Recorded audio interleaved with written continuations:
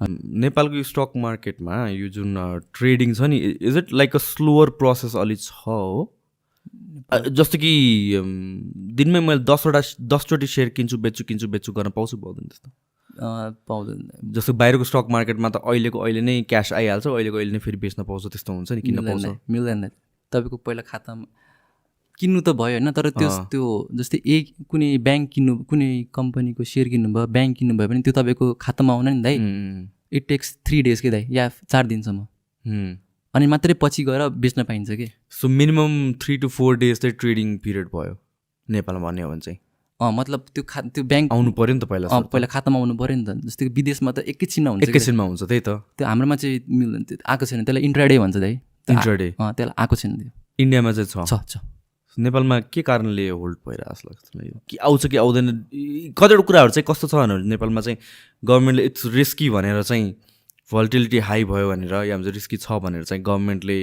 ल्याउनै खोज्दैन नि त त्यो सिस्टम कति कुराहरूमा कन्ट्रोल नै गरिदिन्छ। Is it because of that कि यो टेक्नोलोजी हामीहरूको बिल्ड नभएको हो कि त्यहाँसम्म कि के कारणले होला त्यो टेक्नोलोजी बिल्ड नभएको दाइ हामी इन्भेस्टरहरूलाई पनि इन्ट्राडे आइदिए हुन्थ्यो जस्तो लाग्छ अनि फुल टाइम गर्न पाइन्छ नि त होइन।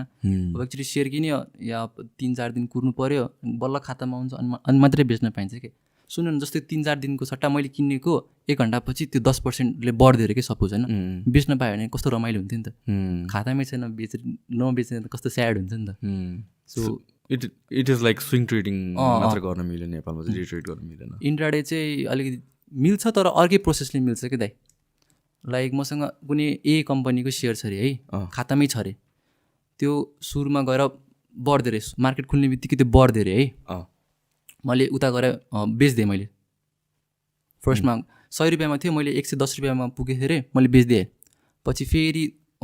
मार्केट स्लो डाउन भएर झर्न थालेँ फेरि ब्याक टु 100 रुपियाँमा आयो भने मैले फेरि किनिदिएँ कि दाइ त्यही सेयर मैले यता 10 रुपियाँ कमाउन पाएँ नि फेरि। तर त्यो चाहिँ अलिकति झ्याउ लाग्दो त्यो त रिभर्स भयो तिमीसँग स्टक हुनु पऱ्यो त्यसलाई बेच्ने कुरामा चाहिँ त्यो भयो बेचेर किन्ने कुरामा चाहिँ हजुर तर किनेर बेच्ने प्रोसेस चाहिँ लामो नै हुने भयो त्यो हजुर। अलराइट सो यो स्टक्सहरू चाहिँ अनि के को बेसिसमा युजली किनिन्छ या बेचिन्छ तिमीले लाइक यो